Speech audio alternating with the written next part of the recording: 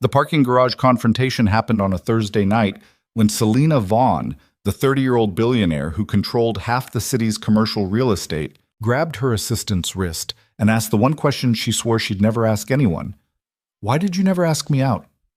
Ryan Carter stood frozen, briefcase in hand, trying to process how 3 years of professional perfection had just shattered in 10 seconds. His phone buzzed with a reminder: Ethan's birthday dinner in 40 minutes. And suddenly, the carefully constructed distance between boss and employee collapsed entirely. What happened next would change everything they thought they knew about control, loneliness, and what it actually meant to let someone in. If you're curious how a single father and an emotionally untouchable billionaire went from professional boundaries to something neither of them saw coming, stay with me until the end. Hit that like button and drop a comment with your city so I can see how far this story travels. Ryan Carter's alarm went off at 6:15 a.m., same as always. He rolled out of bed in the darkness of his small 2-bedroom apartment, padding quietly past Ethan's room where his 8-year-old son slept tangled in Star Wars sheets. The coffee maker was already programmed. His suit, gray, perfectly pressed, hung on the bathroom door. By 6:47, he was showered, dressed, and packing Ethan's lunch with the mechanical efficiency of someone who'd done this exact routine 1,000 times. "Preparas." "Dad?" Ethan's voice drifted from the bedroom, groggy and small. Ryan stuck his head through the doorway. "Yeah, bud. Is today really Thursday?" "All day long." Ethan sat up, suddenly alert. "So tomorrow's my birthday dinner?" 7 o'clock. I already made the reservation. "At Mario's?" "Where else?" The kid grinned, flopping back onto his pillow. "Awesome." Ryan felt the familiar tug in his chest, half pride, half exhaustion. 3 years of single parenthood had taught him that promises to an 8-year-old carried more weight than billion-dollar contracts. You could reschedule a meeting. You couldn't reschedule trust. He left the apartment at 7:18, caught the subway at 7:31, and walked through the chrome and glass entrance of Carter & Holdings at exactly 7:43 a.m. The security guard nodded. "Morning, Mr. Carter." "Morning, Pete." 42nd floor, executive suite. Ryan's desk sat in a small alcove directly outside Selena Vaughn's corner office, close enough to hear her on conference calls, far enough to maintain the illusion of separation.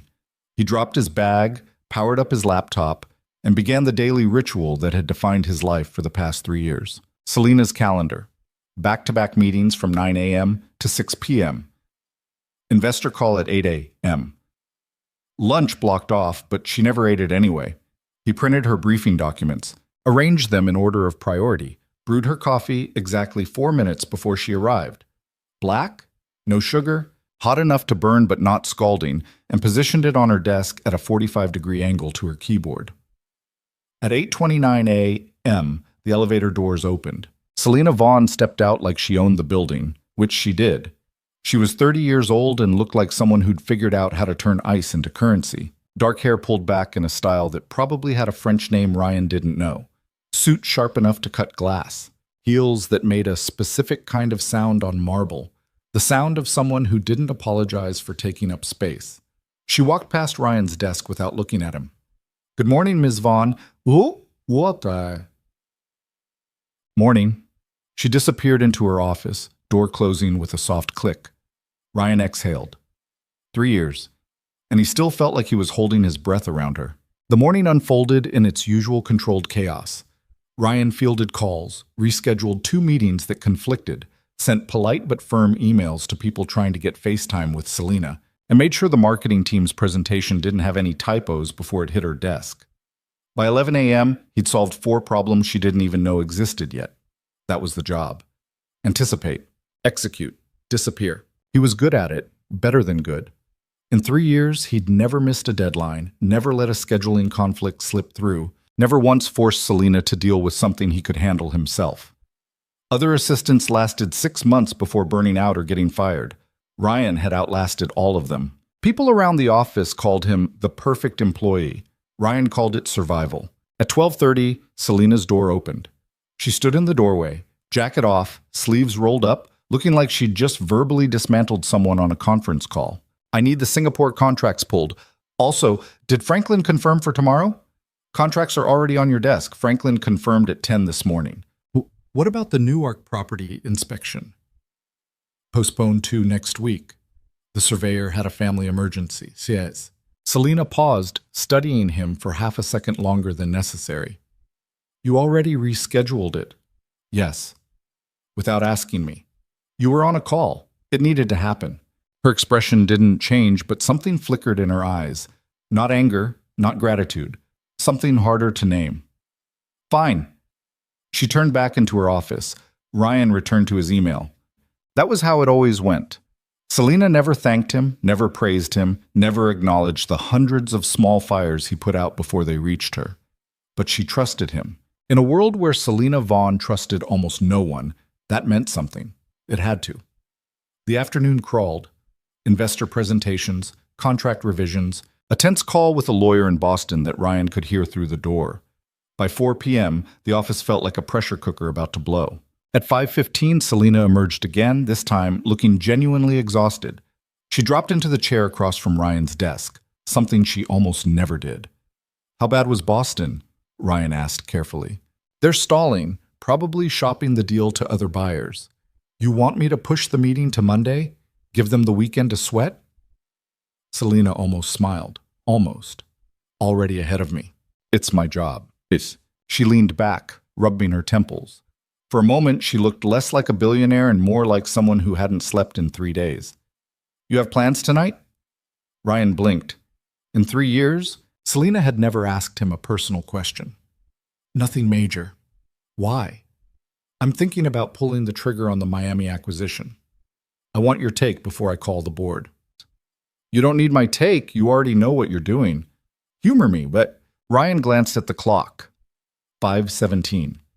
He needed to leave by 5:45 to pick up Ethan on time. But if Selena wanted to talk strategy, he could give her 20 minutes. Okay, what's the hesitation? The market's soft. If I overpay now, I look desperate. You've never overpaid for anything in your life. Exactly. So why does this feel different? Ryan considered it. Because it's not about the money. It's about timing. You're betting the market turns before everyone else realizes it. Selena's eyes sharpened.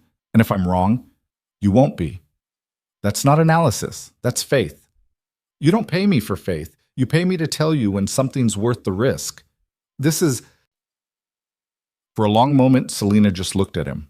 Then she stood, smoothing her skirt. I'll call the board tonight. She walked back into her office, and Ryan let out a slow breath. 5:34 p.m. Tomorrow was Ethan's birthday dinner. Ryan had promised. Mario's at 7. No excuses, no delays, no work emergencies. He started packing his bag. At 5:52, Selena's voice cut through the office. Ryan, I need the Jakarta files before you leave. He stopped mid-motion. They're in the shared folder, tagged and sorted. I want the physical binder. Ryan frowned. The physical binder was in the storage room on 41. It would take 15 minutes, maybe 20. He glanced at the clock again, 5:53. Ms. Vaughn, Problem? He could hear the edge in her voice. Selena didn't like hearing the word no, even when it was implied. Ryan exhaled. No. I'll grab it. He took the stairs down to 41, found the binder buried behind 3 others, and jogged back up. By the time he dropped it on her desk, it was 6:11. Selena didn't look up. Thanks. Ryan stood in the doorway, debating. Then he said it. I need to leave early tomorrow. Selena's fingers froze on her keyboard. Slowly, she turned to face him. Early? Yes. How early? 5:30. Her eyebrows lifted a fraction. In 3 years, Ryan had never left before 6:30. Why? I have a date. The words hung in the air like a grenade with the pin pulled. Selena's expression went completely neutral, the same look she wore during hostile negotiations. A date?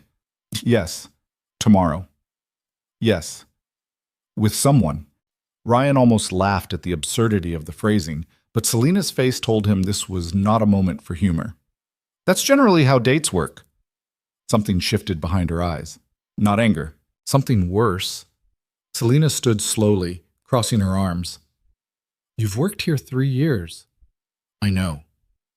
You've never mentioned dating anyone. You've never asked. I don't ask personal questions. Exactly. The silence stretched. Ryan could feel his pulse in his throat.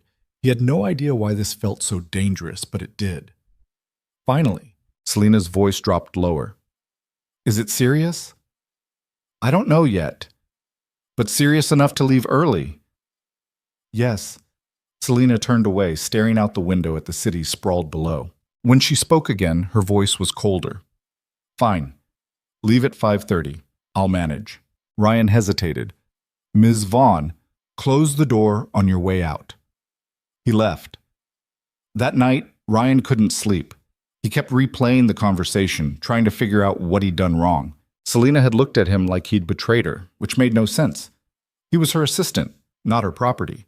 But the look in her eyes, he'd never seen her rattled before. The next morning, Ryan arrived at 7:43 as always, but the air in the office felt different. Selena was already at her desk, attacking emails with the kind of focused intensity that usually meant someone was about to get fired. She didn't acknowledge him when he set down her coffee, didn't speak to him during the 9 a.m. meeting, didn't ask him to sit in on the investor call. By noon, Ryan realized what was happening. She was freezing him out. At 3 p.m., he knocked on her door. Ms. Vaughn, do you need anything before I leave today? No. The board reports are finalized. Franklin's presentation is queued. I said no. Ryan gritted his teeth. Understood. He turned to go. Ryan. He stopped. Selena's voice was dangerously quiet. Who is she? Ryan turned back slowly. Excuse me? The woman you're seeing tonight, who is she? That's not really... I'm asking. No. Ryan felt anger flicker in his chest. 3 years of professional boundaries, and now she wanted details about his personal life? Why does it matter? It doesn't. Then why are you asking? Selena stood, and for the first time since he'd known her, she looked unsteady. Because you've been here every single day for 3 years. You know my schedule better than I do. You've seen me at my worst, and you've never flinched. And now you're telling me there's someone else who gets a version of you I've never even seen. Ryan stared at her. Ms. Vaughn, don't. She held up a hand. Just go. Enjoy your date. Mom, that's Jim D-san.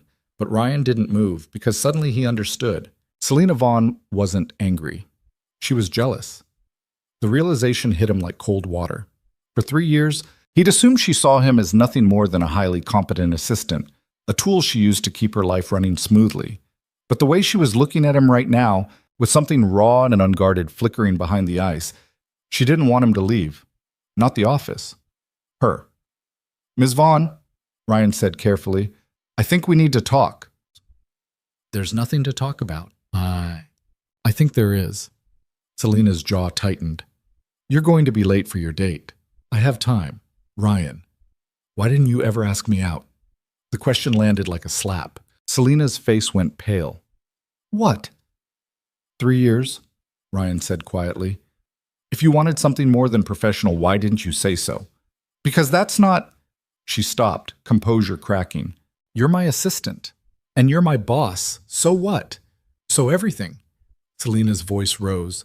I can't just... People don't what? They don't stay. The words burst out of her, sharp and jagged. Everyone leaves, Ryan. Everyone.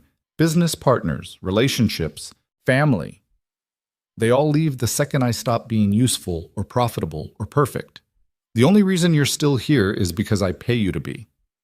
Ryan felt something twist in his chest. You really believe that? It's true. It's not. Then why are you leaving early to see someone else? The vulnerability in her voice nearly broke him.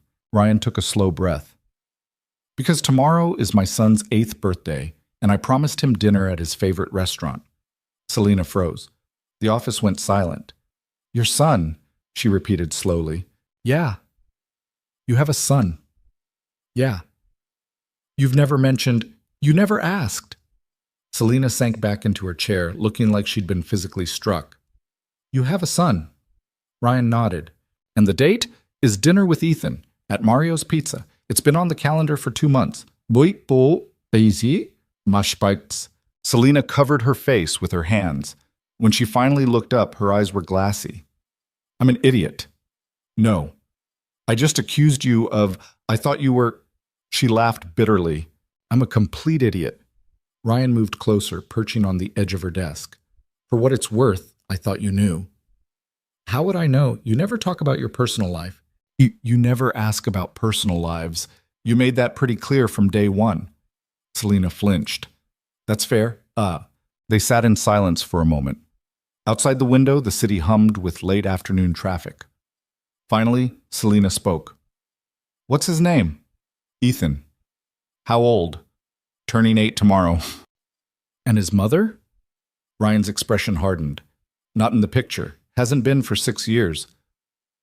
I'm sorry. Don't be. We're better off. Selina studied him with new eyes, like she was seeing someone completely different from the man who'd stood outside her office for 3 years. You're a single father. Yeah, and you've been managing my insane schedule while raising a kid alone. Pretty much. How? Ryan shrugged. Same way everyone does. You just figure it out. Selina shook her head slowly. I don't know how you do it. Says the woman who runs a billion-dollar empire. Oh, that's different. That's just money and strategy. You're talking about an actual human who depends on you for everything. He's the easy part, Ryan said honestly. Work is harder. Selina almost smiled. I doubt that. You've never met Ethan? No, she said quietly. I haven't. The implication hung between them. Ryan checked his watch. 5:23. He still had time, but barely. He stood, smoothing his tie. I should go. Yeah. He made it halfway to the door before Selina spoke again. Ryan? He turned. She looked smaller, somehow, less armored. Would you? If it's not too strange. Could I meet him, Ethan? Ryan blinked. You want to meet my son? I want to understand who you are when you're not here. I want to know the person I've been working beside for 3 years, and apparently know nothing about. Ryan considered it. Every instinct told him this was a terrible idea. Mixing personal and professional, letting Selina into the one part of his life that had nothing to do with schedules and investor calls. But the look on her face, vulnerable, uncertain, human. Mario's Pizza. Ryan heard himself say, 7 o'clock. It's a loud, chaotic place full of kids and arcade games. Not your usual scene. I don't care. Ethan's going to ask you 1,000,000 questions. Good. And if you show up, he's going to assume things. About us. Kids do that. Selina stood, meeting his eyes. What if I want him to assume things? Ryan's heart kicked hard against his ribs. Ms. Vaughn. Selina. If I'm meeting your son, you should probably use my actual name. Selina, Ryan said carefully. What are we doing here? I don't know, she admitted. But I'm tired of pretending I don't care. I'm tired of being alone in a room full of people. And I'm tired of watching the one person who actually sees me walk out the door to a life I know nothing about. Ryan felt the ground shift beneath him. 3 years. 3 years of careful distance, professional boundaries, unspoken rules, and now Selina Vaughn was standing in front of him, asking to be let in. 7 o'clock, Ryan said quietly. Don't be late. Ethan hates waiting. Selina's smile was small, real, and terrifying. I won't be. Ryan left the office, riding the elevator down 42 floors with his mind spinning. He had no idea what he'd just started. No idea if this was the smartest or stupidest decision he'd ever made. But as he pushed through the lobby doors and into the spring evening, one thought kept circling back. For the first time in 3 years, Selina Vaughn had looked at him like he wasn't just the perfect employee. She'd looked at him like he was someone worth knowing.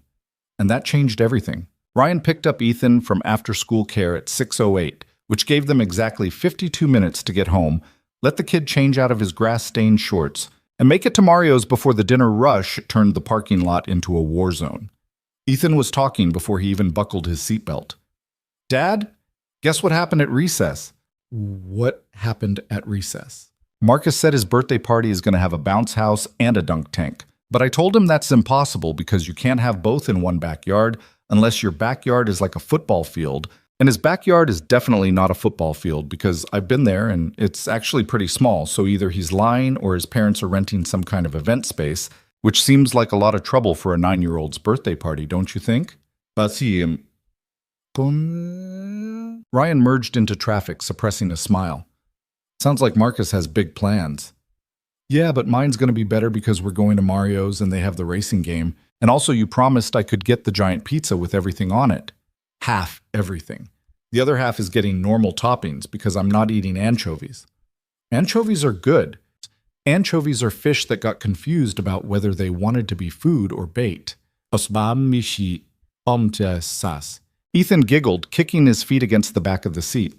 You're weird. You're weird. You're weirder. This was their routine, the easy back and forth that happened when it was just the two of them, no pressure, no performance. Ryan had spent the last 6 years building a life where Ethan felt safe enough to be goofy, loud, and completely himself. It wasn't always clean or organized or impressive, but it was theirs. They made it home by 6:34. Ethan bolted upstairs to change while Ryan checked his phone. One missed call from Selena, no voicemail. His stomach tightened. Maybe she'd changed her mind. Maybe the idea of sitting in a loud pizza place with an 8-year-old and his single dad felt too messy, too far outside her carefully controlled world. Maybe his phone buzzed. Selena. I'm here. Is this the right place? There's a guy in a tomato costume outside. Ryan let out a breath he didn't know he'd been holding. Ryan. That's Luigi. He's part of the experience. Selena. He just asked if I wanted a balloon animal. Ryan. Did you say yes? Selena. I said I'd think about it. Ryan smiled despite himself. Dad! Ethan appeared at the top of the stairs wearing a clean shirt and his favorite sneakers, the ones with lights in the heels. We're gonna be late. We're not gonna be late. We're gonna be late. Ryan grabbed his keys. Let's go, she. They made it to Mario's at 6:57. The parking lot was already half full, and through the windows, Ryan could see the familiar chaos of families crowded into red vinyl booths, arcade games flashing in the corner, and servers weaving between tables with trays piled high with pizza. And standing near the entrance, looking wildly out of place in tailored slacks and a silk blouse, was Selena Vaughn. Ethan spotted her immediately. Who's that? Ryan's mouth went dry. That's my boss. Your boss is here? Yeah. Why? Because I invited her. Ethan's eyes went wide. Is this a date? No, it's dinner with you for your birthday. But she's a girl. She's a woman, and she's my friend. You don't have friends. I have friends. Name one. Ryan sighed. Get out of the car.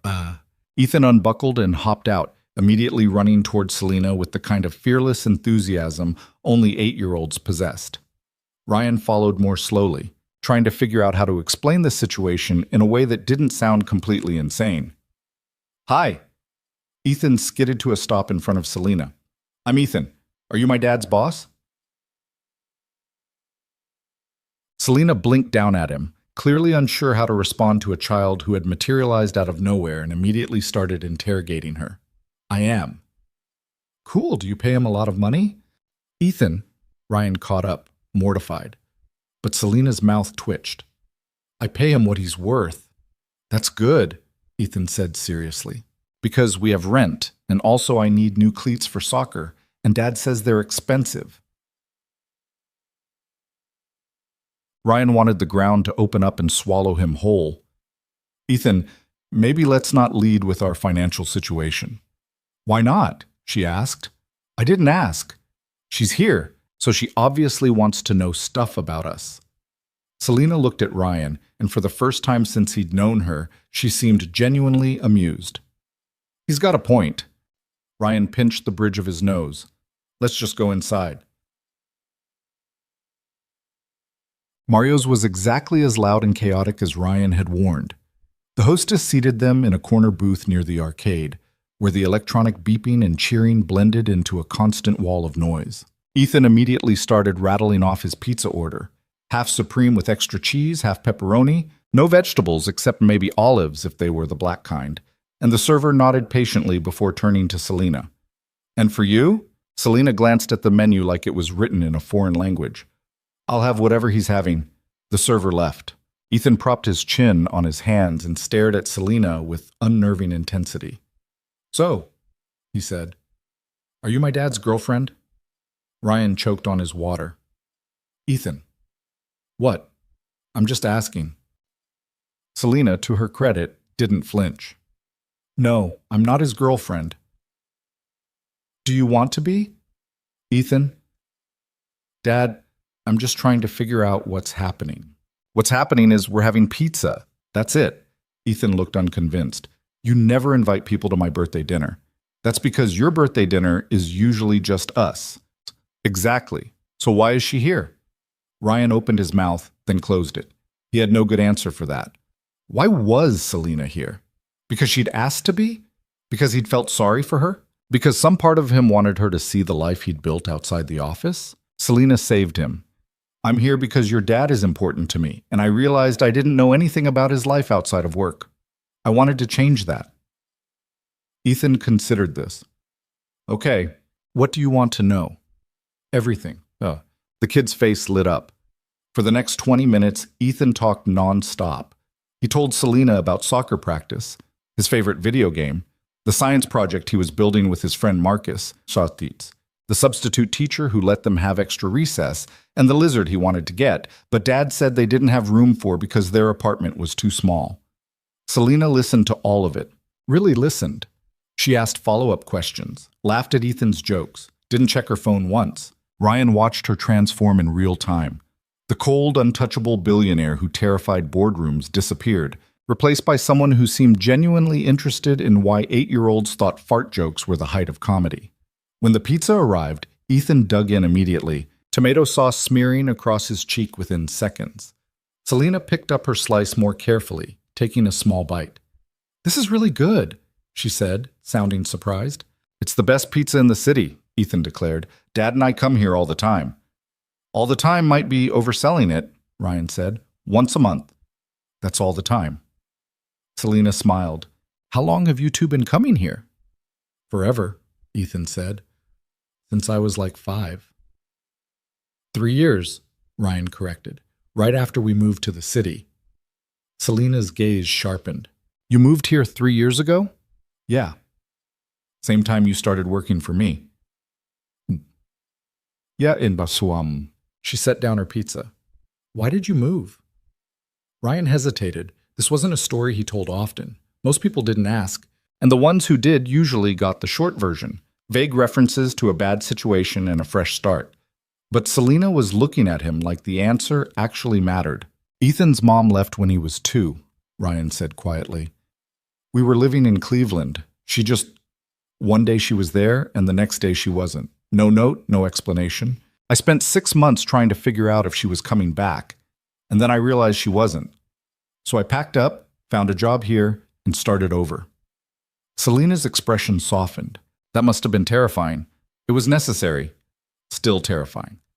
Ryan shrugged. "You do what you have to do." Ethan, oblivious to the weight of the conversation, reached for another slice. "Dad's really good at doing stuff he has to do. He never complains." "I complain," Ryan said, not out loud. Selena looked between them, something unreadable crossing her face. "You're lucky to have each other." "I know," Ethan said simply. Then he turned back to Selena. "Do you have kids?" "No." "Do you want kids?" "Ethan, I never really thought about it," Selena said honestly. "I've been focused on work for so long, I didn't think there was room for anything else." "There's always room," Ethan said with the confidence of someone who had no idea how complicated adult life could be. "You just have to make it." Selena's smile was small and sad. "You're pretty wise for 8. I'm almost 8. Technically, I'm still 7 until tomorrow." "Then you're wise for 7. Ethan grinned, clearly pleased with himself. They finished eating, and Ethan immediately dragged Selena over to the arcade. Ryan followed, watching as his son tried to teach a billionaire how to play a racing game that required slamming a plastic steering wheel back and forth, while cartoon characters screamed encouragement. Selena was terrible at it. She kept overcorrecting, crashing into walls, getting lapped by Ethan's car. But she laughed, really laughed, in a way Ryan had never heard before, loud and unguarded and completely free. "You're really bad at this," Ethan informed her. I'm aware. You want me to show you again? Please. They played 3 more rounds. Selena lost every single one, but she didn't seem to care. By the time they left Mario's, it was almost 9. Ethan was buzzing with sugar and birthday excitement, talking a mile a minute about how Selena promised to come to his soccer game next week if Ryan said it was okay. Ryan glanced at Selena as they walked toward the parking lot. You don't have to do that. I want to. It's loud and long, and there's a lot of standing on a field in the sun. Ryan, I sat through a 2-hour investor meeting yesterday where a man spent 40 minutes explaining why his projections were off by 3%. I think I can handle a kid's soccer game. He laughed despite himself. Fair enough. They reached Selena's car, a sleek black sedan that probably cost more than Ryan made in a year. She unlocked it, but didn't get in. Thank you, she said quietly, for letting me crash your dinner. You didn't crash. I invited you. Still, I know this is your time with Ethan. I don't want to intrude. Ryan looked at her, really looked at her. She seemed smaller somehow, less armored than she did in the office, vulnerable in a way that made his chest ache. You weren't intruding, Mosim, he said. Ethan liked you. Yeah? Yeah, he doesn't warm up to people that fast. You made an impression. Selena's smile was uncertain. Good impression or bad impression? Good. Definitely good. She exhaled slowly like she'd been holding her breath. I meant what I said in the office. I'm tired of being alone. Selena, I know this is complicated. I know I'm your boss, and there are 1,000 reasons why this is a terrible idea, but I can't stop thinking about you, about this. She gestured vaguely at the restaurant behind them. About the fact that you've built this entire life that I knew nothing about, and it's real and messy and beautiful, and I want to be part of it. Ryan's heart was hammering. You don't know what you're asking. Then tell me. Being with me means being with Ethan. It means soccer games and school events and late-night homework meltdowns. It means canceled plans because he's sick or needs help with a project. It means he comes first, always, no matter what. I know. Do you? Because I've dated before and it never works. Women say they understand, but then they get frustrated when I can't be spontaneous or when a date gets cut short because Ethan needs me. They want the version of me that doesn't come with a kid attached. All right. Selena stepped closer. I don't want a version of you. I want all of you. The employee who anticipates problems before they happen. The father who packs lunches and shows up to birthday dinners. The man who rebuilt his entire life from scratch because it was necessary. I want to know that person. Oh. Ryan felt something crack open in his chest. I don't know if I can do this. Do what? Mix work and personal. Keep boundaries. I've spent 3 years being your assistant, and now you're asking me to be something else. And I don't know how to be both. So don't be both, Selena said. Be whatever feels right. And what if what feels right screws up everything we've built professionally? Then we'll figure it out. Ryan laughed bitterly. You make it sound simple. It's not simple. It's terrifying, but I'm tired of being afraid. They stood there as the parking lot, the noise from Mario's fading into the background.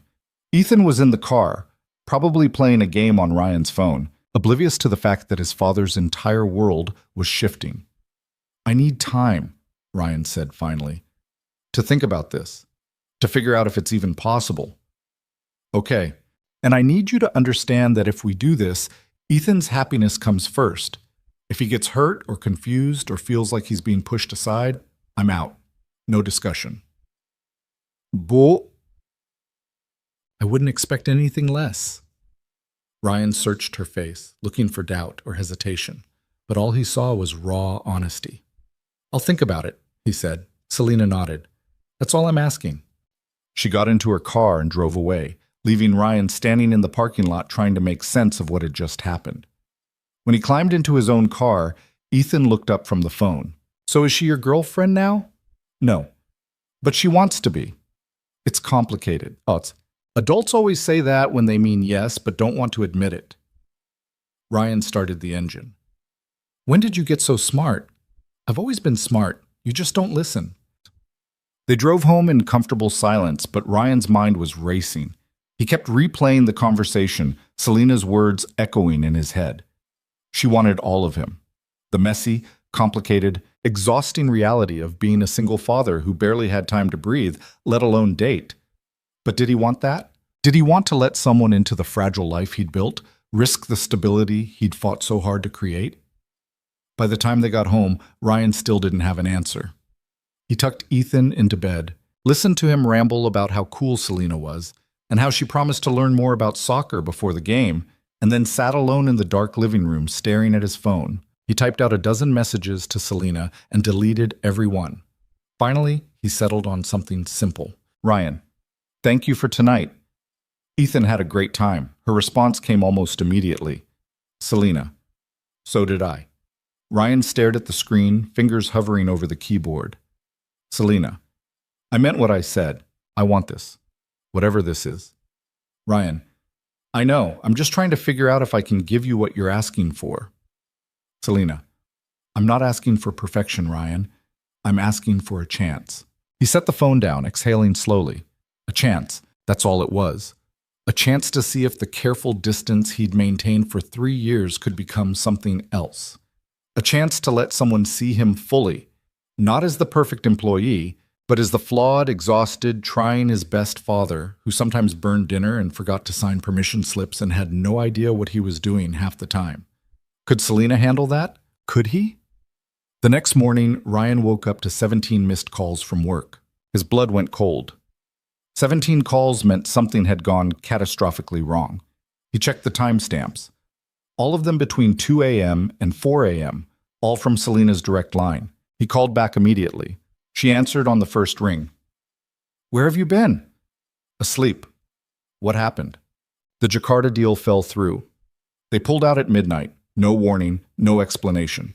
I've been trying to salvage it for the past 4 hours, but I need the contract files, and you're the only one who knows where everything is.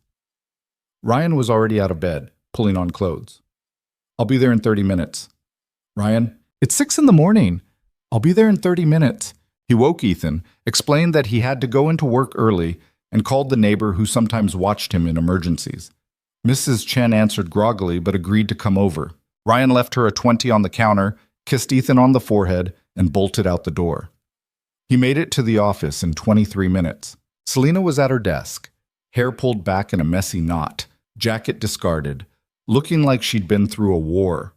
Her eyes were bloodshot, and there were coffee cups scattered across every surface. Tell me what you need, Ryan said. For the next 6 hours they worked. Ryan pulled files, cross-referenced contracts, drafted emails to lawyers in 3 different time zones. Selena made calls, negotiated extensions, threatened lawsuits, and somehow convinced the Jakarta team to get back on a video conference by noon. By the time the deal was tentatively salvaged, it was almost 3 in the afternoon. Selena slumped back in her chair, rubbing her eyes. I owe you. You don't owe me. This is my job. Martin. Your job doesn't include showing up at 6 in the morning on your son's birthday. Ryan froze. He'd completely forgotten. In the chaos of the Jakarta crisis, Ethan's actual birthday had slipped his mind entirely. I have to go, he said suddenly. Selena looked up. What? I promised Ethan I'd pick him up from school today. It's his birthday. I can't miss it. Ryan, it's 3 o'clock. School doesn't end until 3:15. I know. I have to go. He grabbed his jacket and was halfway to the door when Selena called after him. Ryan. He turned. She was standing now, looking at him with something that might have been admiration or exhaustion or both. You're a good father. I'm trying to be. You are. He left. Ryan made it to Ethan's school at 3:17, 2 minutes late. His son was standing on the curb with his backpack, looking annoyed. You're late, Ethan said. I know. I'm sorry. You said you'd be here at 3:15, Os. I said I'd try to be here at 3:15. That's the same thing. Ryan crouched down to eye level. You're right. I messed up. Work got crazy, and I should have left earlier. I'm sorry. Ethan's expression softened. It's okay. Mrs. Chen said you had an emergency. I did. But that's not an excuse. Today's your day, and I should have been here on time. Did you fix the emergency? Mostly. Then it's fine. Ethan threw his arms around Ryan's neck. Can we get ice cream now? But Ryan laughed, relief flooding through him. Yeah, bud, we can get ice cream. They went to the place down the street that served cones bigger than Ethan's head. Ryan got vanilla. Ethan got something neon blue that was probably 50% food dye, and they sat on the bench outside watching people walk by. Dad? Ethan said around a mouthful of ice cream. Yeah? I like Selena. Ryan's stomach flipped. Yeah? Yeah, she's cool and she's really bad at video games, which is funny. And she's bad at a lot of things that aren't work. That's okay. You can teach her. Ryan smiled. Maybe. Are you going to date her? I don't know yet. Why not? Because it's complicated. Ethan rolled his eyes. You keep saying that. Because it's true. But you like her. Yeah, I do. And she likes you. I think so. Then what's complicated? Ryan looked at his son, 8 years old today, still small enough to believe that liking someone was enough. That love was simple and straightforward and didn't come with 1,000 different ways to fail. I'm scared, Ryan admitted. Ethan frowned. Of what?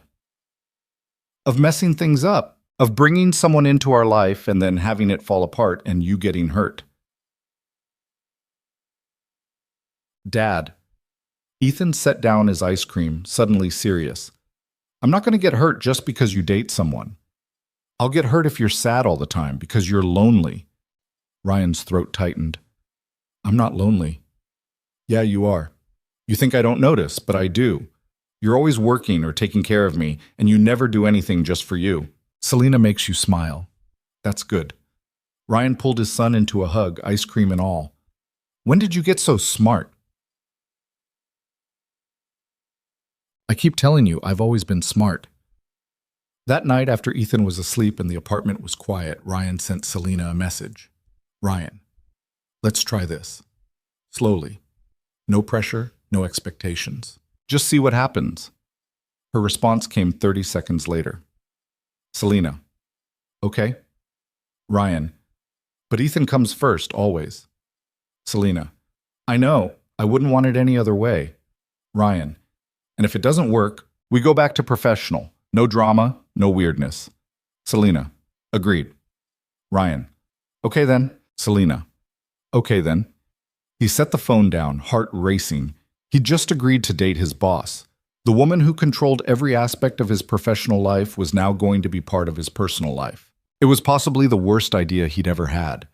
But as he lay in bed staring at the ceiling, Ryan couldn't shake the image of Selena laughing in the arcade, completely unselfconscious and free. Maybe terrible ideas were worth it sometimes. Maybe the risk of falling was better than never jumping at all. The first 2 weeks were awkward as hell. Ryan showed up to work at 7:43 like always, made Selena's coffee at 8:29 like always, and managed her schedule with the same precision he'd maintained for 3 years. But now there was a strange tension humming beneath everything, a constant awareness that the woman sitting 20 feet away had held his hand in the parking lot of a pizza restaurant and told him she wanted more. They didn't talk about it at the office. Selena was all business during the day, firing off instructions and managing crises with her usual cold efficiency. But sometimes Ryan would catch her looking at him when she thought he wasn't paying attention, and the expression on her face was nothing like the icy billionaire everyone else saw. It was softer, uncertain, almost hopeful. Their first real date happened on a Tuesday. Ryan had arranged for Mrs. Chen to watch Ethan after school, which meant he had exactly 3 hours of freedom before he needed to be home for bedtime. Selena suggested dinner at some French place downtown that probably required reservations 6 months in advance, but Ryan steered them toward a Thai restaurant near his apartment instead. This place doesn't exactly scream romance, Selena said, glancing around at the plastic chairs and laminated menus. It's good food, and they don't care if you linger. That's all we need. They ordered too much: pad thai, green curry, spring rolls, mango sticky rice, and spent the first 20 minutes in relative silence, both of them clearly trying to figure out how to act like normal people on a date instead of boss and assistant. Finally, Selena set down her fork. This is weird, right? So weird. I don't know how to talk to you outside of work. Ryan laughed. Yeah, I noticed. You noticed? You've asked me 3 times if I need the Singapore files updated. We're not at the office. I don't care about the Singapore files right now. Selena winced. Sorry. I don't know how to turn it off. Then don't. Just talk to me like a person. You are a person. You know what I mean. She sighed, running a hand through her hair. Okay, fine. Tell me something I don't know about you. Ryan considered it. I used to play guitar. Used to? Haven't touched one in 6 years. Sold it when Ethan was born because we needed the money for diapers. Selena's expression shifted. Do you miss it? Sometimes, but not enough to prioritize it over everything else. That's sad. That's life. It doesn't have to be. Ryan shrugged. When you're raising a kid alone, a lot of things fall by the wayside. Hobbies, friends, sleep. You just get used to it. Selena was quiet for a moment, and when she spoke again, her voice was softer. Do you resent it? Having to give up so much? No. Ethan's the best thing that ever happened to me. No. Ethan's the... Everything else is just noise. Even dating? Ryan met her eyes. Especially dating. Then why are you here with me? Because you asked. And because some part of me is curious about what happens if I actually let someone in. Selena reached across the table, fingers brushing his. I'm terrified I'm going to screw this up. Join the club. No, I mean it. I don't know how to do this. I've spent my entire adult life building walls, and now I'm supposed to just... What? Tear them down because I like you? You don't have to tear them down all at once. We can go slow. I'm not good at slow. Then learn. She smiled, small and genuine. You're bossy when you're not at work. You're human when you're not at work. Is that a compliment? Yeah, it is. They finished dinner and walked back to Ryan's car. The evening air was cool, and the city hummed around them with the kind of easy energy that made everything feel possible. Selena walked close enough that their shoulders brushed, and Ryan found himself hyper-aware of every point of contact. When they reached the car, Selena turned to face him. Can I ask you something? Sure. Why did you say yes? To this? To me? Ryan thought about it. Because you looked at Ethan like he mattered. Most people I've dated either ignore him completely or treat him like an accessory. You actually listened to him. That meant something. Selena's eyes softened. He's a great kid. Yeah, he is. And you're a great father. I'm trying. You're succeeding. Ryan felt something warm unfold in his chest. Thanks. They stood there for a moment, the space between them charged with possibility. Then Selena leaned in and kissed him. It was tentative at first, almost questioning, but when Ryan kissed her back, it deepened into something real. Her hand came up to his jaw, his fingers tangled in her hair, and for a few seconds, the rest of the world disappeared entirely. When they finally pulled apart, Selena was breathless. I've wanted to do that for months. Months? Since the investor meeting in February. You caught a mistake in the contracts that would have cost us millions, and you just casually pointed it out like it was nothing. I spent the entire meeting trying not to stare at you. Ryan laughed. You're terrible at hiding things. Apparently.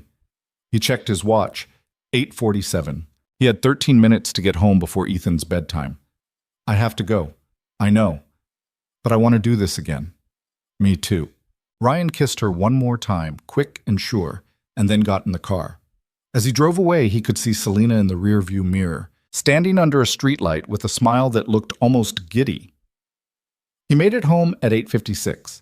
Mrs. Chen was on the couch watching a cooking show, and Ethan was supposedly in bed but was definitely still awake because Ryan could hear him giggling at something on his tablet. How was he, Ma? Ryan asked. Perfect, as always. He finished his homework, ate all his vegetables, and only asked about you 17 times. Ryan handed her $40. Thanks for staying late. Any time. She grabbed her purse and paused at the door. The lady you're seeing, she makes you happy? Ryan blinked. How did you shoot? You've been smiling at your phone for 2 weeks. I'm old, not blind. He laughed. Yeah, she makes me happy. Good, you deserve it. After she left, Ryan went upstairs to find Ethan sprawled across his bed, tablet glowing in the dark. You're supposed to be asleep, Ryan said. I was waiting for you. Why? Because I wanted to know how the date went. Ryan sat on the edge of the bed. It went good. Just good? Really good. Ethan grinned. Did you kiss her? That's none of your business. You totally kissed her. Go to sleep. Dad? Yeah? I'm glad you're not lonely anymore. Ryan's throat tightened. He leaned down and kissed his son's forehead. Me too, bud. The next morning at work, things were different. Selena smiled at him when she arrived, an actual smile, not the tight professional one she used with clients. She asked if he wanted coffee from the good place down the street instead of the office sludge. And when they were alone in her office reviewing the quarterly reports, she reached over and squeezed his hand. Last night was nice, she said. Yeah, it was. When can we do it again? Ryan pulled up his mental calendar.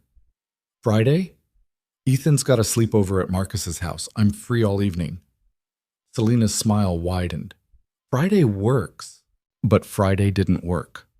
On Thursday afternoon, the Miami deal that Selena had been chasing for 6 months suddenly accelerated.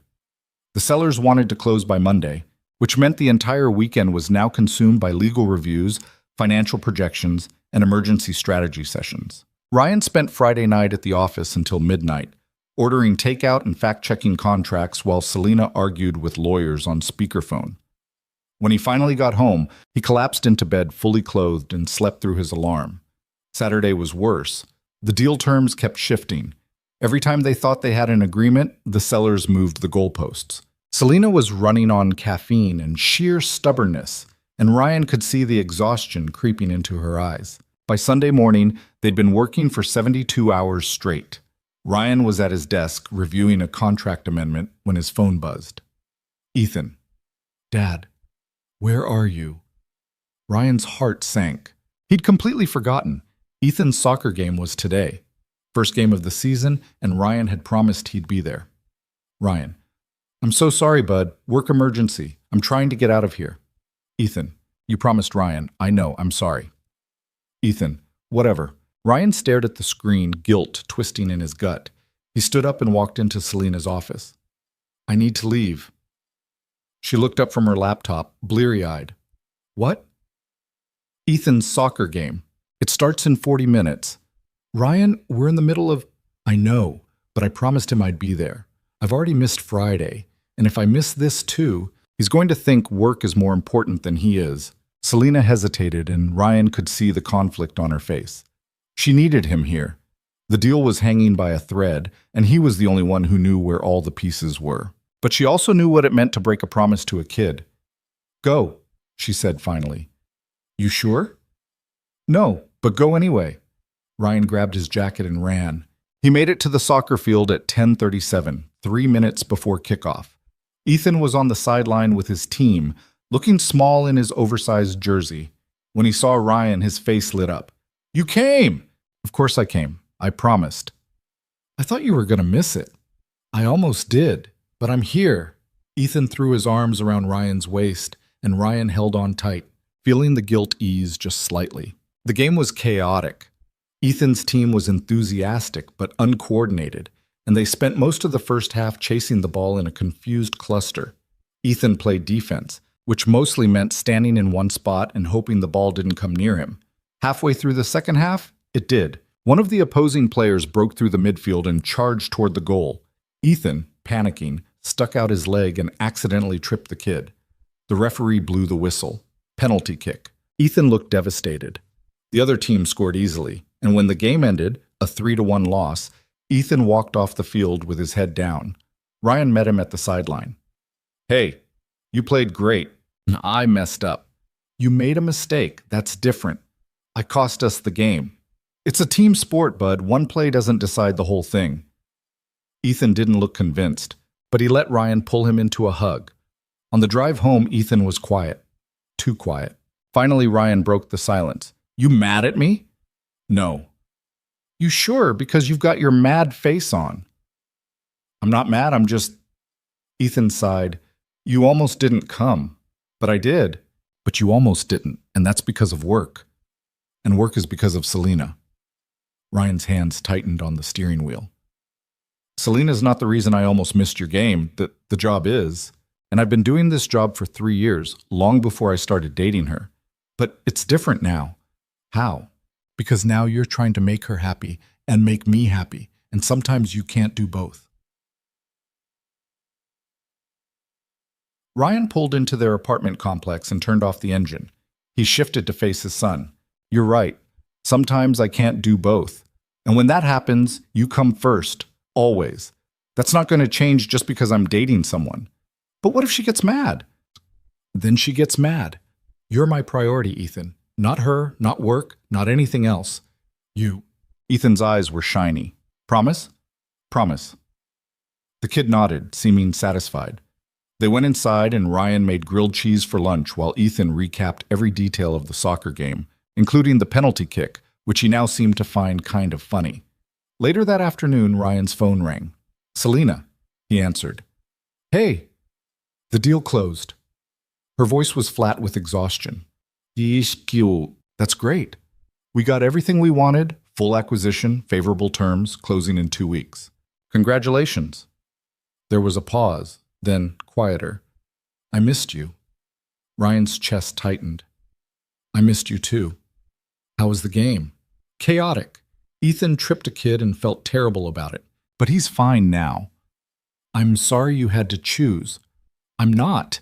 He needed me there. I know. That's why I let you go. She gulped. Ryan leaned against the kitchen counter, watching Ethan build something elaborate out of Legos in the living room. This is going to keep happening, you know? Work emergencies that conflict with his stuff. I can't always drop everything. I know. And sometimes I'm going to have to choose him over you. I know that too. Does that bother you? Selena was quiet for a long moment. Honestly, a little, but not for the reasons you think. What do you mean? I'm not jealous of Ethan. I'm jealous that he gets the version of you that drops everything and shows up, no matter what. I want that too. But I also know I don't deserve it the same way he does. Ryan closed his eyes. Selena, it's okay. I'm working on it, on being okay with not being the center of someone's world. You're not just someone. You're important to me, but not more important than him. No, not more important than him. Good, Selena said, and she sounded like she meant it. That's how it should be. They talked for another 20 minutes about the deal, about the office gossip that had started circulating about them, about how weird it was to date someone you saw every single day at work. By the time they hung up, Ryan felt steadier. This could work. It wouldn't be easy, and it wouldn't be clean, but maybe it could work. Over the next few weeks, they found a rhythm. Selena came to Ethan's next soccer game and cheered louder than anyone when he accidentally scored a goal off a deflection. She learned that Ryan's favorite coffee order was a flat white with oat milk, and she started having it delivered to his desk on particularly brutal mornings. She even sat through an entire PTA meeting at Ethan's school because Ryan had mentioned he dreaded going alone. But there were hard moments too. Like the night Ryan had to cancel dinner plans because Ethan spiked a fever and needed to stay home. Or the morning Selena snapped at him in front of the entire executive team because he'd forgotten to forward an email, and he had to swallow his anger and stay professional even though she'd apologized later. Or the weekend they'd planned a trip to the coast, just the two of them, and Ryan had to back out at the last minute because Ethan's mom showed up unannounced. That one nearly broke them. Ryan had been looking forward to the trip for weeks. 2 days away from the city, no work, no responsibilities, just him and Selena figuring out what this thing between them actually was. But on Friday afternoon, his phone rang. Unknown number. He almost didn't answer. Hello? Ryan? It's Amanda. His blood went cold. Amanda, Ethan's mom, the woman who'd walked out 6 years ago and never looked back. What do you want? I'm in town. I want to see Ethan. No. Ryan, he's my son. You lost the right to call him that when you disappeared. I made a mistake. I was young and scared, and I didn't know how to handle it. But I'm different now. I'm sober, I'm stable, and I want to be part of his life. Ryan's hand tightened around the phone. You don't get to just show up after 6 years and demand access. That's not how this works. I'm not demanding. I'm asking. The answer is no. I'll go to court if I have to, so go ahead. You abandoned him. No judge is going to side with you. There was a long pause, then Amanda's voice cracked. Please, I just want to see him. 1 hour. That's all I'm asking. Ryan wanted to say no, wanted to hang up and block her number and pretend this conversation never happened. But then he thought about Ethan. Ethan, who sometimes asked about his mom, even though Ryan always gave vague, unsatisfying answers. Ethan, who deserved the chance to decide for himself whether he wanted a relationship with the woman who gave birth to him. 1 hour, Ryan said finally. Supervised. At a public place. And if he gets upset or uncomfortable, you leave. Understood? Understood. What? They met at a park near the apartment. Amanda showed up looking nervous and older than Ryan remembered, thinner, with lines around her eyes that hadn't been there before. Ethan stood behind Ryan, gripping his hand. "Hi, Ethan," Amanda said softly. I know who you are," Ethan said. Amanda's face crumpled. "You do?" "Dad showed me pictures." Oh. They sat on a bench and Amanda asked Ethan about school, about soccer, about his favorite foods. Ethan answered politely but didn't let go of Ryan's hand. After 45 minutes, Ethan turned to Ryan. "Can we go home now?" "Yeah, bud, we can go." Amanda stood, tears streaming down her face. "Can I see him again?" Ryan looked at Ethan. "What do you think?" Ethan considered it. "Maybe, but I don't want to live with you or anything. I'm not asking you to. I just want to know you. Okay, but Dad has to be there." "Of course." They left the park, and Ryan felt like he'd just survived a natural disaster. That night, he called Selena and told her everything. "Are you okay?" she asked. "No, but I will be." "Do you still want to go on the trip?" Ryan sighed. "I can't. Ethan's dealing with a lot right now, and I don't want to leave him." "I understand." "I'm sorry." "Don't be. He needs you." "Yeah, he does. There was a pause, and then Selena said something that made Ryan's chest ache. "You're a good father, Ryan, and I'm lucky to be with someone who puts their kid first, even when it's hard." "Thanks. I mean it. Most people would have just pawned him off on a babysitter and gone anyway, but you didn't, and that's why She stopped. "Why you what?" "Nothing. Never mind." "Selena, I'll see you Monday." She hung up before he could respond. Ryan stared at his phone, replaying the conversation. She'd almost said it, almost told him she loved him. And the terrifying part? He'd almost said it back. Monday morning, the office felt different. Selena was quieter than usual, and Ryan caught her staring at him multiple times with an expression he couldn't quite read. By noon, he couldn't take it anymore. He knocked on her office door. "We need to talk." She looked up. "About what?" "About Friday. About what you almost said." Selena's jaw tightened. "I didn't say anything." "But you wanted to." "Ryan, I need to know if this is real for you, because it's starting to feel real for me. And if you're not in the same place, I need to know now before this gets even more complicated." Selena stood, crossing her arms defensively. "Of course it's real." "Then say it." "Say what?" "What you almost said on the phone." She looked away. "I can't." "Why not?" "Well, because if I say it, it becomes real. And if it's real, I can lose it. And I don't know if I can survive losing something else I care about."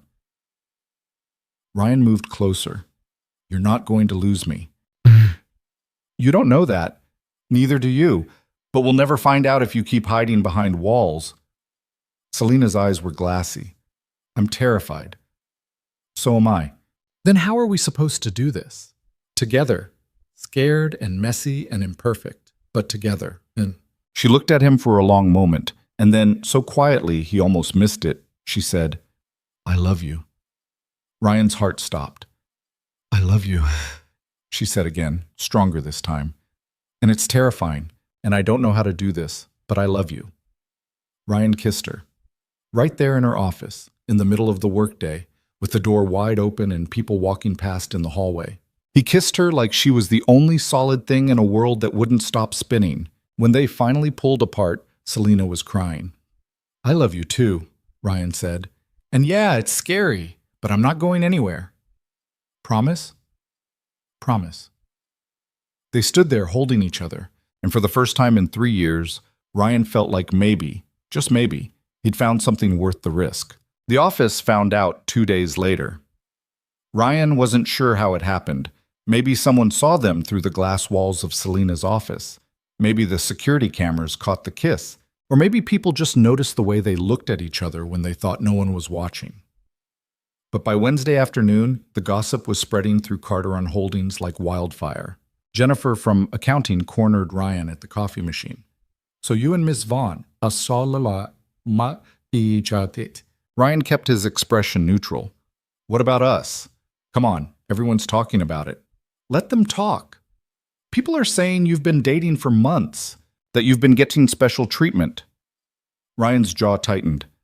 I do my job same as always. Nothing's changed, except you're sleeping with the boss.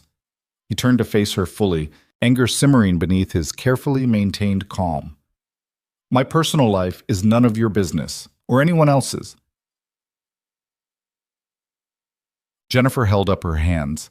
Hey, I'm not judging. I'm just saying people are going to have opinions. Then they can keep them to themselves. He walked away before he said something he'd regret, but the damage was done. For the rest of the day, he felt eyes on him everywhere he went. Whispers followed him down hallways. People who usually greeted him warmly suddenly looked away. By the time he got home that night, Ryan was exhausted. Ethan was at the kitchen table doing homework, tongue stuck out in concentration as he worked through a math worksheet. He looked up when Ryan walked in. You look bad. Thanks, bud. No, like, really bad. Did something happen? Ryan dropped his bag and collapsed onto the couch. People at work found out about me and Selena. So? So now everyone's got something to say about it. Ethan frowned.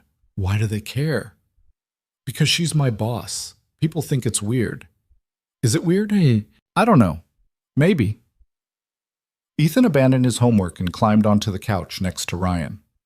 Do you like her? Yeah. Does she like you? Yeah. Then it's not weird. People are just being dumb. Ryan smiled despite himself. When did you get so wise? I keep telling you, I've always been wise. You just don't listen. That night, Ryan texted Selena. Ryan, people know. Her response came immediately. Selena, I know. HR called me this afternoon. Ryan, what did they say? Selena, that we need to disclose the relationship officially. Fill out paperwork, attend a meeting about workplace conduct, the usual corporate nonsense. Ryan, you okay with that? Selena, are you? Ryan, yeah, I don't want to hide it. Selena, good, neither do I. The meeting with HR happened Friday morning. It was painfully awkward. Two stone-faced representatives walked them through policies about favoritism, conflicts of interest, and appropriate workplace boundaries. Ryan had to sign a document acknowledging that his relationship with Selena wouldn't affect his job performance or decision-making. Any questions? The HR director asked. Selena leaned back in her chair. Just one. Is this meeting happening because you're concerned about actual policy violations, or because people are uncomfortable with the idea of me dating my assistant? The director shifted uncomfortably. We have to ensure all relationships are handled appropriately. That's not what I asked. Ms. Vaughn, because if this is about gossip and not about genuine concerns, then we're wasting everyone's time. Ryan touched her arm gently. It's fine. We'll do the paperwork. Selena looked like she wanted to argue, but she nodded. They signed the forms, endured another 10 minutes of corporate jargon, and finally escaped back to the 42nd floor. Once they were alone in the elevator, Selena let out a long breath. That was humiliating. It was necessary. They wouldn't have made us do that if I were dating someone from outside the company. Probably not. Yes. So this is happening because of who you are. My employee. Ryan turned to face her. Do you regret it? Telling people? No, but I hate that you're getting judged for it.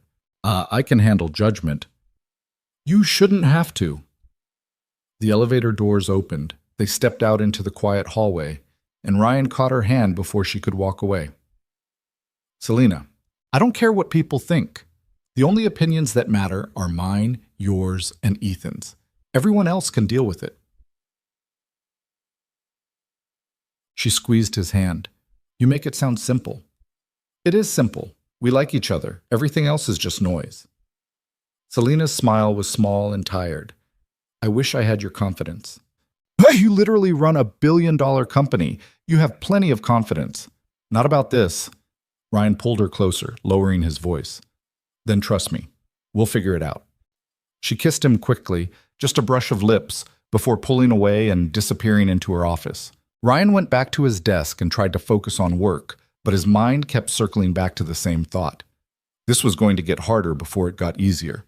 The first real test came 2 weeks later. Selena had a major presentation scheduled with a group of potential investors from Singapore. It was the kind of high-stakes meeting that could make or break a deal worth hundreds of millions, and she'd been preparing for weeks. Ryan had helped her rehearse the pitch so many times he could recite it in his sleep. He knew every slide, every data point, every argument she planned to make. The night before the presentation, Selena was a wreck. She called Ryan at 11 p.m., voice tight with anxiety. I can't do this. Yes, you can. What if I forget the numbers? What if they ask something I'm not prepared for? You've never forgotten numbers in your life, and you're always prepared. But what if... Selena, stop. You're spiraling. There was silence on the other end of the line, then quieter. Can you come over? Ryan glanced at the clock. Ethan was asleep, and Mrs. Chen had already gone home for the night. I can't leave Ethan alone. Right, of course. Sorry, I shouldn't have asked. Hey, you're going to be amazing tomorrow. You always are. I don't feel amazing. That's the anxiety talking. Ignore it. Selena laughed weakly. Easier said than done. They talked for another hour, Ryan walking her through the presentation one more time, reminding her of all the times she'd crushed meetings just like this one, grounding her when the panic threatened to take over. By the time they hung up, it was past midnight. Ryan lay in bed staring at the ceiling, wishing he could be there with her, wishing he didn't have to choose between being a father and being a partner. The presentation went perfectly. Selena closed the deal, securing a partnership that would expand Carter & Holdings into 3 new markets.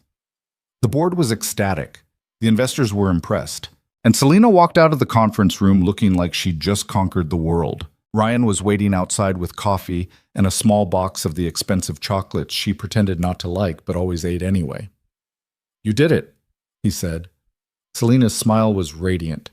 We did it. I didn't do anything. Okay. You talked me off a ledge last night. That counts. She took the coffee and the chocolates, and for a moment they just stood there in the hallway, grinning at each other like idiots. Then Marcus Chen, one of the senior VPs, walked past and muttered just loud enough for them to hear, "Must be nice having the boss's ear." Ryan's smile vanished. Selena's expression went ice cold. "Excuse me?" Marcus stopped, realizing he'd been overheard. "Nothing. Forget it." "No, please. Share with the class." "Selena, it's fine," Ryan started. "It's not fine." She stepped toward Marcus, voice dropping into the dangerous register that usually preceded someone getting fired. "You have something to say about my relationship with Ryan. Say it now, to my face." Marcus looked uncomfortable. "I just think there's a conflict of interest. He's your assistant. He has access to everything. Your calendar, your files, your strategies. And now he's dating you. It looks bad." "It looks bad," Selena repeated slowly. "To whom?" "To everyone. People are talking." "Let them talk." "It's unprofessional." "What's unprofessional is you standing here questioning my judgment and implying that Ryan has somehow manipulated his way into my personal life for professional gain. I didn't say that. But funny. You implied it, and you're wrong." Selena's voice was sharp enough to cut glass. "Ryan has been nothing but professional for 3 years. He's earned every bit of trust I've placed in him. And the fact that we're dating doesn't change that. If you have a problem with it, take it up with HR. Otherwise, keep your opinions to yourself." Marcus opened his mouth, thought better of it, and walked away. Ryan exhaled slowly. "You didn't have to do that." "Yes, I did." "Now he's going to think you're playing favorites." "I don't care what he thinks." "Selena."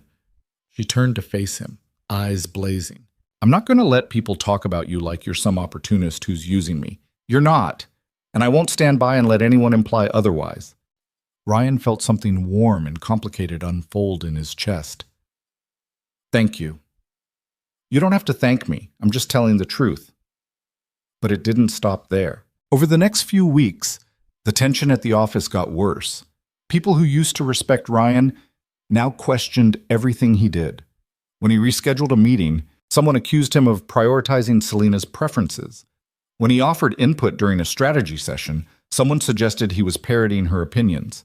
And through it all, Selena defended him, sometimes publicly, in meetings where people got too bold with their commentary, sometimes privately, in closed-door conversations with executives who thought they could pressure her into ending the relationship.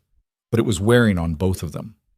One night, after a particularly brutal day, Ryan came home to find Ethan waiting up for him. "You're late," Ethan said. "I know, sorry. You're always late now." Ryan dropped his bag. "What's that supposed to mean?" "You're always working. You leave early, you come home late, and when you're here, you're on your phone talking to Selena." "I'm doing my job, Ethan. But it's different now." "You're always stressed. You never have time to just hang out anymore." Ryan felt guilt twist in his stomach. "I'm sorry, work's been crazy. It's not just work, it's her." "Oh, Ethan, I'm not saying I don't like her. I do. But everything changed when you started dating her, and I don't know if I like that part." Ryan sat down on the couch, suddenly exhausted. "Come here." Ethan climbed up next to him, and Ryan pulled him close. "You're right," Ryan said quietly.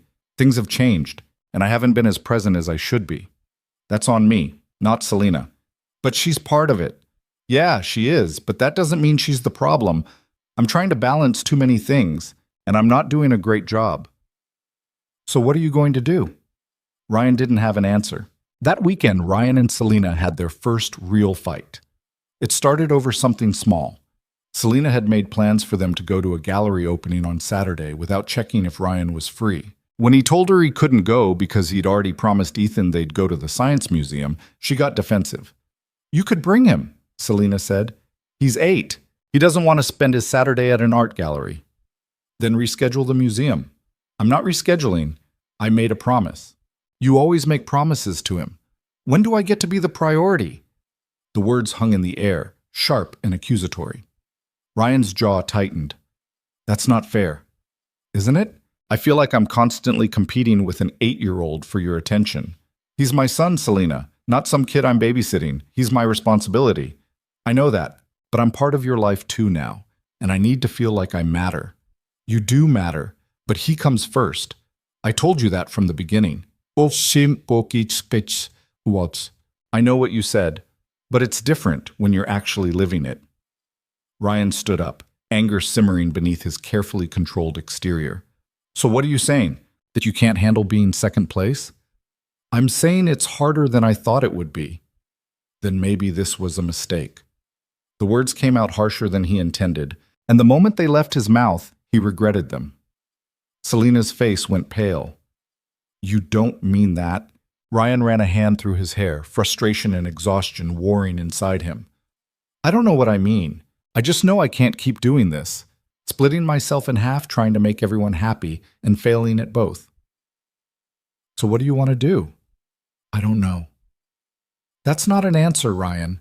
It's the only one I have right now." Selena grabbed her purse, eyes glassy. "Call me when you figure it out." She left, and Ryan stood alone in his apartment, feeling like he'd just made the biggest mistake of his life. Ethan appeared in the doorway, looking worried. "Did you guys break up?" "I don't know." "Are you going to?" "I don't know." Ethan crossed the room and hugged him. "I don't want you to be sad." Ryan held his son tight, throat aching. "I'm not sad. I'm just tired. You should call her and say sorry." "I don't know if sorry is enough." It's a start." Ryan almost smiled. "When did you get so smart?" "Dad, seriously, you need new material." That night, Ryan couldn't sleep. He kept replaying the fight, trying to figure out where it had gone wrong. Selena was right. He did always prioritize Ethan, but that's what being a parent meant. You didn't get to put yourself first. You didn't get to choose your own happiness over your kids' needs. But Selena was also right that she mattered, that relationships required effort and attention and compromise. And Ryan didn't know how to give her what she needed without shortchanging Ethan. At 2 a.m, his phone buzzed. "Selena, I'm sorry. I shouldn't have said what I said." "Ryan, I'm sorry too. I didn't mean it was a mistake." Selena, I know this is hard. I'm trying to figure out how to fit into your life without making it harder. Ryan, you're not making it harder. I'm just bad at balancing things. Selena, we both are. Ryan, can we talk? In person. Selena, tomorrow, after Ethan's asleep. Ryan, okay. The next night, Selena came over after Ethan went to bed. She looked as tired as Ryan felt, and when she sat down on the couch, there was a heaviness between them that hadn't been there before. I've been thinking, Selena said quietly, about what you said, about this being a mistake. I didn't mean... Let me finish. She took a breath. I don't think it's a mistake, but I think we've been trying to force this into something it's not ready to be. Ryan's chest tightened. What does that mean? Oh, it means I love you, and I love Ethan, but I don't know how to be the person you need me to be right now. I don't know how to be second place without feeling like I'm being pushed aside. You're not... I know. In my head, I know. But it doesn't always feel that way. And that's my problem to work through, not yours. Ryan reached for her hand. So what do we do? I don't know, but I know I don't want to lose you. You're not going to lose me. Then help me figure this out, because I'm terrified I'm going to screw this up, and I don't know how to stop it. But Ryan pulled her close, and she buried her face in his chest. We'll figure it out, he said quietly, together, one day at a time. Yeshua. Promise? Promise. They sat there for a long time, holding each other in the quiet darkness of Ryan's living room. Outside, the city hummed with its usual nighttime energy, indifferent to the small human drama unfolding inside a modest two-bedroom apartment. But inside, two people who'd spent most of their lives convinced they didn't need anyone were learning how to let each other in. It wasn't easy, it wasn't smooth, but it was real. And sometimes that was enough. The breakthrough came 3 weeks later in the most unexpected way. Ethan's school was doing a parent career day, where kids brought their parents in to talk about their jobs. Ryan had done it the year before, showed up in his work clothes, talked vaguely about helping a businesswoman stay organized, and fielded questions from second graders who wanted to know if he got to play video games at work. This year, Ethan asked if Selena could come too. Both of you? Ryan said, surprised. Yeah, I want to show everyone what you guys do. But Selena's really busy. I don't know if she can take time off. Just ask her. So Ryan asked. And to his surprise, Selena said yes immediately. The morning of career day, they drove to the school together. Selena was nervous in a way Ryan had never seen before, fidgeting with her jacket, checking her reflection in the visor mirror, asking if she looked too formal. You look fine, Ryan said. I look like I'm about to fire someone. You always look like you're about to fire someone. She shot him a look, but there was humor in it. When they walked into Ethan's classroom, 23 third graders stared at them with varying degrees of interest.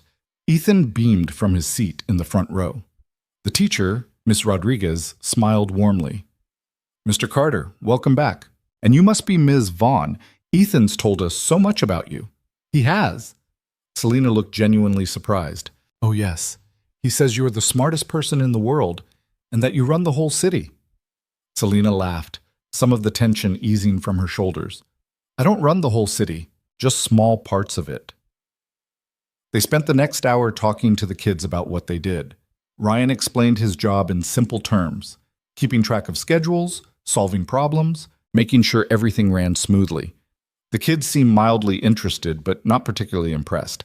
Then Selena started talking. She told them about starting her company when she was 25 with nothing but a business plan and stubborn determination. She talked about the buildings she'd bought and renovated, the jobs she'd created, the risks she'd taken that sometimes failed spectacularly. She made business sound like an adventure instead of spreadsheets and conference calls. The kids were mesmerized. One girl raised her hand. Are you rich? Selena didn't hesitate.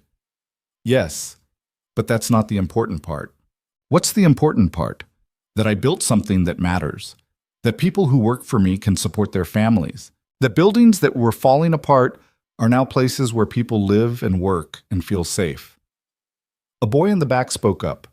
My dad says rich people are mean. Ryan tensed, but Selena just smiled. Some are, she said honestly. Some people get rich and forget where they came from. They stop caring about anyone except themselves. But you don't have to be that way. You can have money and still be kind.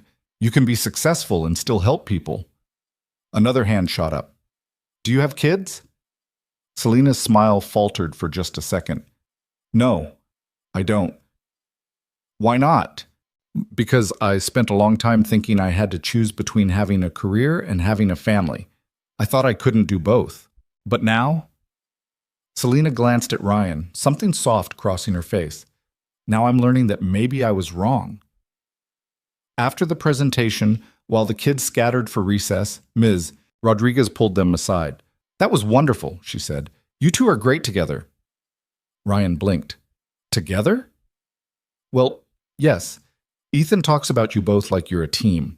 He says Ms. Vaughn comes to his soccer games and helps with homework and makes his dad smile more. Selena looked at Ryan, eyes wide. He said that? Ryan asked. Miss Rodriguez nodded.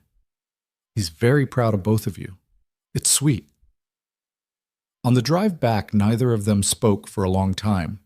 Finally, Selena broke the silence. I didn't know he thought of me that way. Neither did I. He said I make you smile more. You do. She was quiet for a moment. I want to do this right, Ryan. Not just the relationship part, the whole thing, being part of his life, being someone he can count on. You already are. But I want to be better at it. I want to stop feeling like I'm competing with him for your attention and start feeling like I'm part of the team. Ryan reached over and squeezed her hand. You are part of the team. You have been for a while now. You just didn't realize it. That night, after Ethan went to bed, Selena stayed over. They sat on the couch with takeout containers scattered across the coffee table. And for the first time in weeks, things felt easy.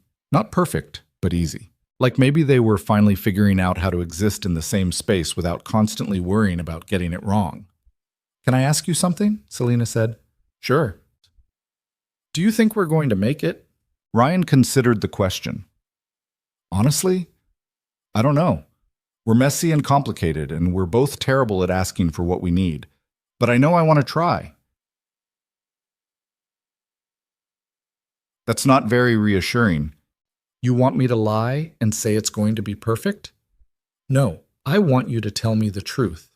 Then the truth is, I love you, and I'm scared, and I have no idea what I'm doing, but I'm here, and I'm not going anywhere unless you tell me to.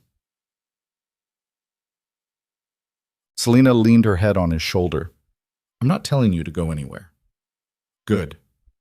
They sat like that for a while, the TV playing something neither of them was watching, the city lights filtering through the windows. Eventually, Selena spoke again. I want to meet her. Ryan stiffened. Who? Amanda, Ethan's mom. Why? Because she's part of his life now. And if I'm going to be part of his life too, I need to understand the whole picture. Ryan pulled back to look at her. You don't have to do that. I know, but I want to. Selena, it's complicated. Everything about us is complicated. I can handle complicated. Ryan thought about it. Amanda had been seeing Ethan once a month for supervised visits, and while the kid didn't seem traumatized, he also didn't seem particularly attached. It was awkward and uncomfortable, and Ryan spent every visit on edge waiting for something to go wrong. But Selena was right. If she was going to be a real part of Ethan's life, she needed to understand all the pieces. Okay, Ryan said finally. Next visit is Saturday. You can come if you want. I want. Saturday came too fast. They met Amanda at the same park as before. She showed up wearing jeans and a sweater, looking less fragile than she had at the first visit, but still uncertain. When she saw Selena, her expression tightened. Who's this? Amanda asked. I'm Selena. I'm Ryan's girlfriend. Amanda's eyes widened. Oh. I wanted to meet you, since we're both going to be part of Ethan's life. Amanda looked at Ryan, clearly thrown. You're dating someone? Yeah. For how long? Few months. And she's already meeting Ethan? Ryan's jaw tightened. That's not really your concern. He's my son. He's been your son for 8 years, and you were only around for the first 2. You don't get to show up now and question my parenting choices. Amanda flinched, but Selena stepped in before things could escalate. I'm not trying to replace you. Selena said calmly. I know you're his mother, but I care about Ethan, and I care about Ryan, and I want to make sure we're all on the same page here. Amanda studied her for a long moment. You really care about him, Ethan? Yes. Enough to stick around when things get hard? I'm still learning how to do that, but yes, I'm trying. Something in Amanda's expression softened. Then you're already doing better than I did. The visit went better than Ryan expected. Ethan showed Amanda the new tricks he'd learned in soccer, talked about school, and asked if she'd seen the new superhero movie everyone was talking about. Amanda listened, asked questions, and for the first time seemed genuinely interested instead of just guilty. Selena sat on a bench nearby, giving them space but staying close enough to be included when Ethan ran over to tell her about something exciting. When the hour was up, Amanda pulled Ryan aside. She's good for you, Amanda said quietly. Yeah, she is. And she's good with Ethan, I can tell. Ryan didn't know what to say to that. Amanda looked down at her hands. I know I don't get to have opinions about your life anymore, but I'm glad you found someone. You deserve to be happy. So does Ethan. I know, that's why I'm trying. I know I can't undo the past 6 years, but maybe I can be part of his future, even if it's just a small part. Ryan wanted to be angry, wanted to tell her that showing up once a month didn't make up for years of absence. But looking at her now, sober, steady, genuinely trying, he couldn't find the anger anymore. Keep showing up, Ryan said. That's all I'm asking. Just keep showing up. I will. On the drive home, Ethan was quieter than usual. You okay, bud? Ryan asked. Yeah, I'm just thinking. About what? About how weird it is that I have 2 moms now. Selena turned in the passenger seat. I'm not trying to be your mom, Ethan. Your mom is Amanda. I know, but you do mom stuff. You come to my games and help with homework and make sure Dad eats vegetables. Selena laughed. I guess I do. So what does that make you? She thought about it. I'm just someone who cares about you. Is that okay? Ethan nodded. Yeah, that's okay. 2 months later, everything changed again. Selena got an offer to expand Carteron Holdings internationally, a massive opportunity that would require her to spend significant time overseas. London, Singapore, Tokyo. 6 months minimum, possibly longer. She told Ryan about it over dinner at her apartment, and he could see the conflict written all over her face. This is huge, Ryan said. I know. You have to take it. Do I? Selena, this is everything you've been working toward. But it means leaving, for months. And I don't know if we can survive that. Ryan set down his fork. So what are you saying? I'm saying I don't want to choose between my career and you, but it feels like that's what this is. It doesn't have to be. How? You can't exactly pick up and move to London with an 8-year-old. No, but we can figure something out. Like what? Ryan didn't have an answer. The idea of Selena being gone for 6 months made his chest tight, but the idea of her giving up this opportunity because of him felt even worse. They fought about it for weeks. Selena wanted to turn down the expansion. Ryan insisted she take it. They went in circles, both of them too stubborn to back down. Finally, Ethan intervened. He'd been listening to them argue in the living room when he suddenly appeared in the doorway, looking annoyed. You guys are being dumb, he announced. Ethan, Ryan started. No, seriously, you're both acting like this is some impossible problem, but it's not. Selena raised an eyebrow. Okay, genius. What's the solution? She goes to London and does her job. You stay here and do your job. And you talk on the phone and visit when you can. People do long distance all the time. It's not that simple, Ryan began. Why not? You love her, she loves you, and you both want this to work. So you make it work. It's not going to be perfect, but nothing ever is. Ryan stared at his son, stunned. Selena looked like she might cry. When did you get so smart? Ethan rolled his eyes. I keep telling you people, I've always been smart. After he went back to his room, Ryan and Selena sat in silence. He's right, Selena said finally. Yeah, he is. I don't want to leave you. I don't want you to go. But I want you to do this. I want you to take the job and build your empire and be everything you're capable of being. Even if it means being apart, even then. Selena took the job. She left for London 6 weeks later, and it was harder than either of them expected. Video calls didn't replace being in the same room. Texts couldn't capture the warmth of holding hands. And the time difference meant they were constantly missing each other. Ryan waking up as Selena was going to bed, Selena having lunch, while Ryan was asleep. But they made it work. Selena sent Ethan postcards from every city she visited. Ryan stayed up late to talk to her even when he was exhausted. And every 6 weeks, one of them got on a plane. Sometimes Selena flying back to the States. Sometimes Ryan and Ethan meeting her in London for long weekends. It wasn't perfect. There were missed calls and canceled plans and nights when the loneliness felt overwhelming. But they didn't give up. 6 months turned into 8, then 10, and then finally, Selena came home. She walked into Ryan's apartment on a Tuesday night without warning, dropping her suitcase in the doorway and pulling him into a kiss that tasted like relief and homecoming in all the months they'd spent apart. Ethan came running from his room, launching himself at her with so much force she almost fell over. "You're back!" he shouted. "I'm back," Selena said, laughing and crying at the same time. "Are you staying?" "Yeah, kiddo, I'm staying." That weekend, they went to Ethan's championship soccer game. The team had made it to the finals, and the stands were packed with parents and siblings and grandparents all cheering at volumes that probably violated noise ordinances. Ryan and Selena stood together near the sideline, close enough to see every play. Ethan was everywhere on the field, running, defending, calling out to his teammates with the kind of confidence that came from a year of practice and growth. In the final minutes of the game, with the score tied, one of Ethan's teammates sent a wild kick toward the goal. The ball bounced off the crossbar, and Ethan, positioned perfectly, jumped and headed it in. The crowd erupted. Ethan spun around, searching the stands, and when he found Ryan and Selena, his face split into the biggest grin Ryan had ever seen. The referee blew the final whistle. Ethan's team won.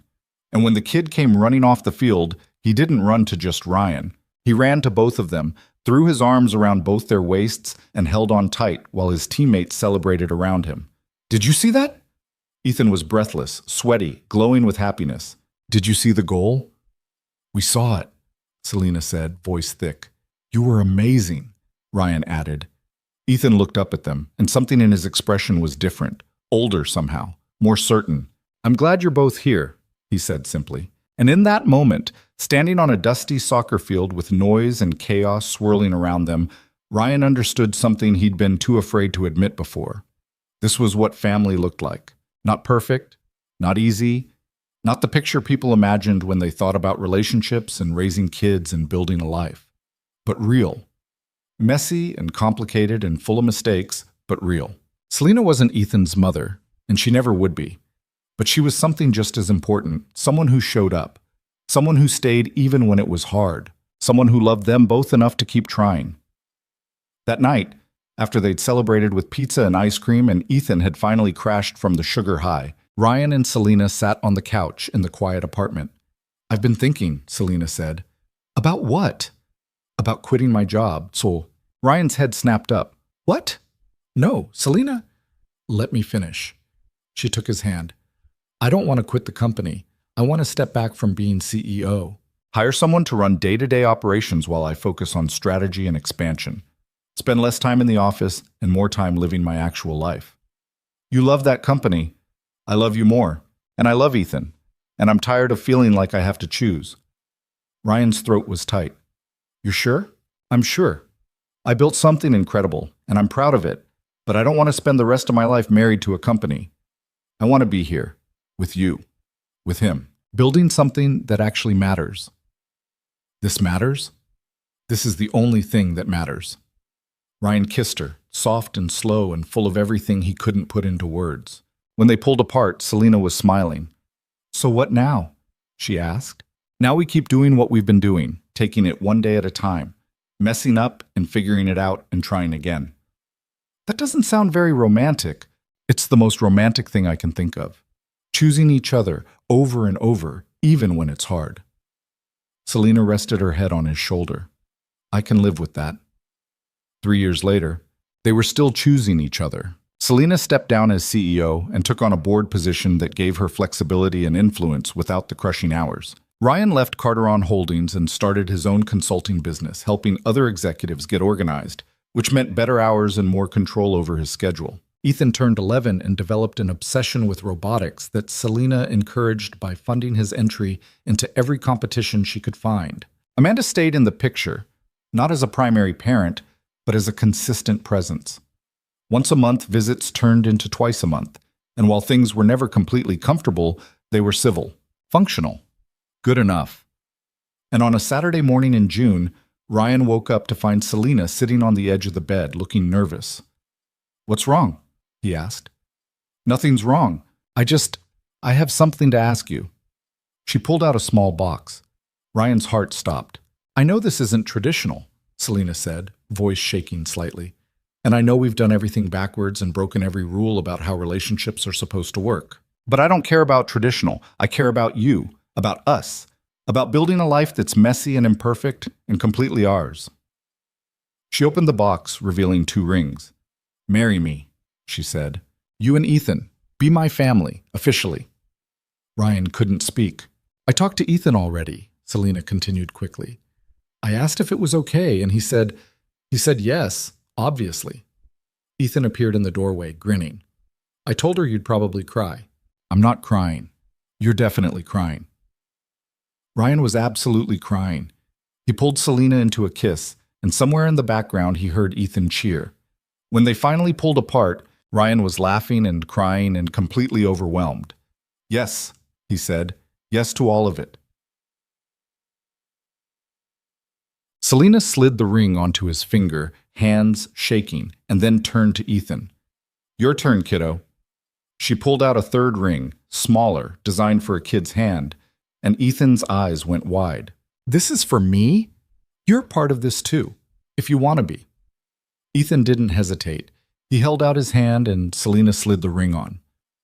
"Does this mean you're my mom now?" he asked. Selena's voice was thick. "I'm whatever you want me to be, says." Ethan thought about it. "Can you just be Selena? But like Selena, who's part of the family?" "I can absolutely be that." "Cool." And just like that, it was decided. They got married 3 months later in a small ceremony at the park where they'd had their first real conversation as something more than boss and employee. No big production, no fancy venue, just close friends, Mrs. Chen, Amanda watching from a respectful distance, and Ethan standing between them as they exchanged vows. Ryan promised to love Selena even when she got obsessive about work. Selena promised to love Ryan even when he was annoyingly right about everything. And Ethan promised to love them both even when they were being embarrassing. It wasn't a fairy tale ending. There were still hard days, still fights about money and scheduling, and whose turn it was to deal with Ethan's school drama. Still moments when Ryan wondered if he was doing enough, or when Selena worried she'd never fully figure out this whole family thing. But they kept showing up, kept choosing each other, kept building something imperfect and real and worth fighting for. Because that's what love actually looked like. Not the sanitized version people showed on social media. Not the perfect story where everything worked out smoothly. The messy version. The human version. The version where a single father and a billionaire who'd convinced herself she didn't need anyone found each other in a parking garage and decided to take a chance. The version where an 8-year-old kid taught 2 adults that family wasn't about biology or perfection. It was about who showed up, who stayed, and who loved you even when you were difficult. The version where broken people found each other and decided that maybe, just maybe, being broken together was better than being whole alone. And in the end, that was enough. More than enough. It was everything.